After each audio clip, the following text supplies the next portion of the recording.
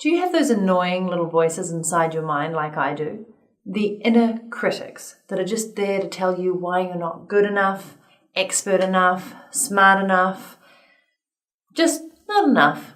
They're always there. They're always talking away at you, telling you why you're not going to be able to achieve something, why you shouldn't start something. Well, today we're going to talk about how to use your inner critics as a force for good. Let's crack on, because this one is juicy.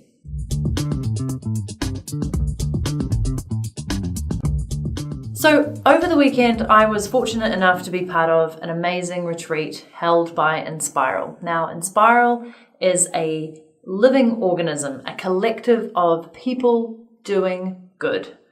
And that's the best way I can describe it right now. And they held a lot of open space sessions, which is when basically people can put up on a whiteboard or on a piece of paper a session that they'd like to host, that they'd like to be part of and learn more about. You can share this in a lecture style, but typically it's really more about a discussion, a kind of show and tell, and a really beautiful space is held for this topic or this theme or this thing to be shared, discussed, and learnt about. And one of the people who was there was this amazing lady called Katy, who put up a open space session on your inner critics. And the minute she wrote that up there and talked about it, I was like, hell yes, I am so going to that one. Because my inner critics, they're brutal. They are harsh. They demand a lot. And they are always in my mind telling me about what I can and mainly about what I can't do. And so I really, really wanted to go along to a workshop designed and held by somebody who's pretty much an expert in this space. Right at the beginning of it, we got asked by Katy to define what we think an inner critic is. And there were quite a few people in this session. And the predominant answer that came out is that your inner critics are there to protect you. They're there to keep you safe by not letting your imagination go wild with all the things you can do and just saying, hold back a little bit there, lady or fella. We think it's probably not a good idea, or you're not really capable of this. And it was interesting because as I stood across from my partner and I said my definition, it was like whatever came out of my mouth was the best thing I've ever heard in terms of how I now see inner critics. And it just came out. And it was this reframe that to me, every inner critic that I have is actually a reflection in the mirror of the very thing that I'm not showing up to do. So in my mind, the inner critic is the truth of what I'm capable of. It's not there to keep me safe. It's not there to protect me. It's saying, hey, Natalie, look in the mirror. This is where you aren't showing up in the world. This is what you're fully capable of. And you need to go and do that. Now, that may sound really strange to you because typically inner critics are criticizing you. But in this moment, I realize that's exactly what it's doing, because they only show up when it's something that you deeply care about, that you're passionate about, that you really, really want to do. So if they show up when you're thinking on that thing or when you're thinking of committing to doing that thing, that's a freaking great sign that you are on the right track. Now, another thing that Katy got us to do was to answer a few questions. And I'm just going to read a couple out here and then I'm going to link to her below this because I think it's really important that you work with the experts who teach this. We stood sort of on a spectrum, so just an imaginary line of whether we were towards a statement that she said or away from it. These are things like, my inner critic screams at me versus my inner critic whispers at me. Now, my one really screams at me, not no like, Natalie, but it's very strong and very clear. It certainly never whispers.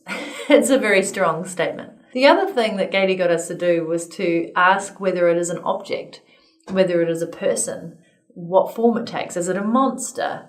What form is your inner critic in? And I realized in that moment, it has never been in any form but a voice in my head. It's simply me telling me what I'm not capable of, what I can't do, why I'm not enough. And that was really interesting to me because some people had it being their mother's voice, other people had it being maybe a bully from the past. And for some people, it really did take a form and a shape and an object. And at that very point, I had another eye-opening moment, which was when I've talked about fear in the past here on this blog and on my podcast and on my blog, I always talk about how I like to take my fears out to lunch. I sit down with them, I thank them for their concerns, and then I tell them to bugger off so that I can get on and do the thing that I want to do. And that's because I'm humanizing it. I am actually taking fear as a thing, as a person, out to lunch, even if it's in my imagination, sitting down, confronting it, and then telling it where to go.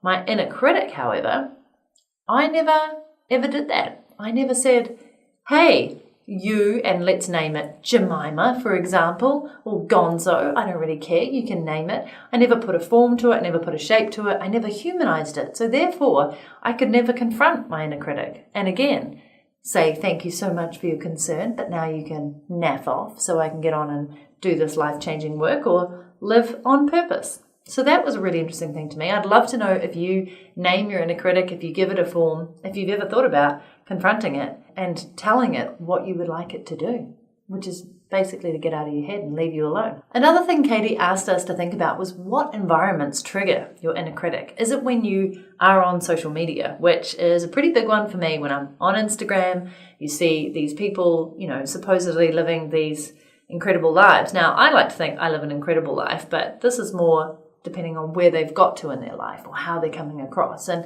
it definitely triggers my inner critic about where I'm not turning up enough or what I'm not doing enough of.